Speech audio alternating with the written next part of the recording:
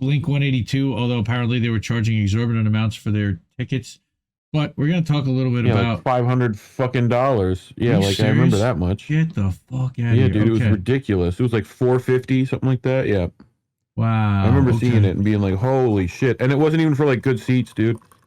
It was like standard stadium seating, you know?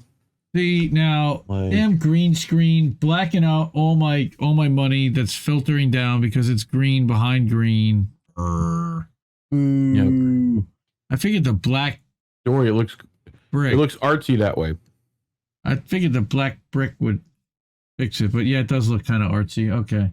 Anyway, so what's going on? Ticketmaster works. Getting away with it? Yeah, we know. We know. Everybody's used Ticketmaster. Anyone who's gone to a concert, anyone's gone to a ball game, and their fees are ridiculous, and they scalp themselves. Like it gets worse ridiculous. Here. And we're gonna...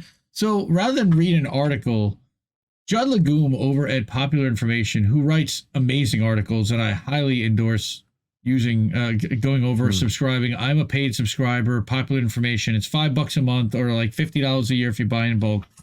But he's also on Instagram, and I love what he's doing on Instagram because he's taking like a series of what look like tweets, and I think they're tweets, and he's basically doing it in a tweet thread, screen capping them, and putting it into a 10-image Instagram post, which I screen capped each post in each image in the post, and I figure we'll run through it. And this is just a summary of an extensively long article that goes much deeper into what they're doing here. But it gives you a good overview as to what's really happening, which is what we probably should be doing here anyway. So, how Ticketmaster gets away with it. So, how does Ticketmaster get away with charging fees as high as 75% of the ticket price? And I haven't seen this, but apparently they're doing this. You can trace it back to the DOJ's decision to let Ticketmaster merge with Live Nation back in 2010. Live Nation. And the DOJ's refusal to enforce antitrust law ever since. So, Live Nation, of course, the world's largest concert promoter, used to be Ticketmaster's largest customer.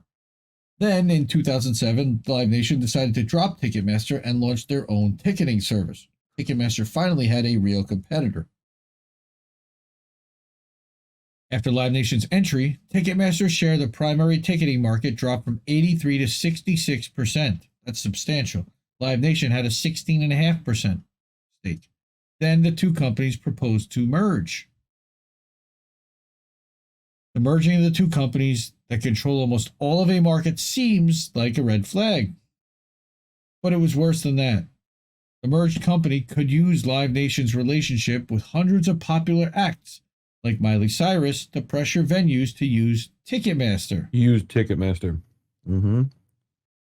The DOJ decided to approve the Live Nation and Ticketmaster merger anyway. The only meaningful condition was a promise that the merged company, Live Nation Entertainment, would not, quote, retaliate against any venue that considers or works with another primary ticketing service. Of which there is none, first of all, and second of all, yeah, right. And here you go. Live Nation Ticketmaster now issues tickets under Ticketmaster. They manage venues under Live Nation, and they represent performers under Live Nation. Fees started to skyrocket. On its website, Ticketmaster emphasizes that its fees are split with clients like venues and promoters, which they also own, because their clients are often other entities owned by Live Nation Entertainment. They're inside double dealing and charging you the fees for it. Sons of bitches. Ticketmaster also entered the secondary ticket market. Did they buy StubHub? I believe they bought StubHub, giving it an incentive to allow scalpers. I'm hearing some background noise there. To purchase the bulk of tickets. Okay, so they're allowing scalpers to purchase the bulk of tickets for live events, so it can collect another round of fees when the tickets are resold. Yep. And the DOJ soon learned that shortly after it approved the merger, Live Nation Entertainment began violating the terms of the agreement and retaliated against or threatened venues throughout the United States. What a surprise! But according to the Justice Department, venues throughout the United States have come to expect that refusing to contract with Ticketmaster will result in the venue receiving fewer Live Nation concerts or none at all. Contracts. Yep.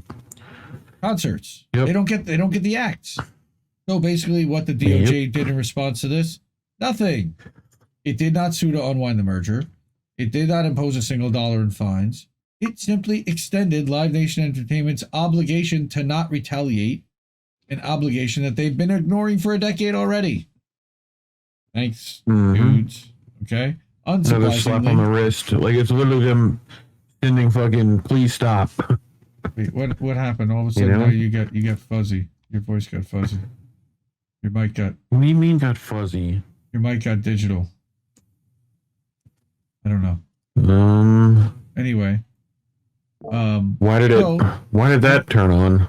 I don't know, but unsurprisingly, the DOJ's actions did nothing to change the status quo. As we know, Ticketmaster continues to dominate. Fees continue to go up. I'm hearing every sip. There really is no competition, and if there were, venues are afraid of what would happen if they leave Ticketmaster. Okay. Live Nation, you're now not live. Live Nation Entertainment has continued to consolidate its market power, purchasing a competing ticket startup founded by a former Live Nation executive called Rival, and acquiring 3 leading international ticket and event companies. Goddamn. What? Yeah. That's cool.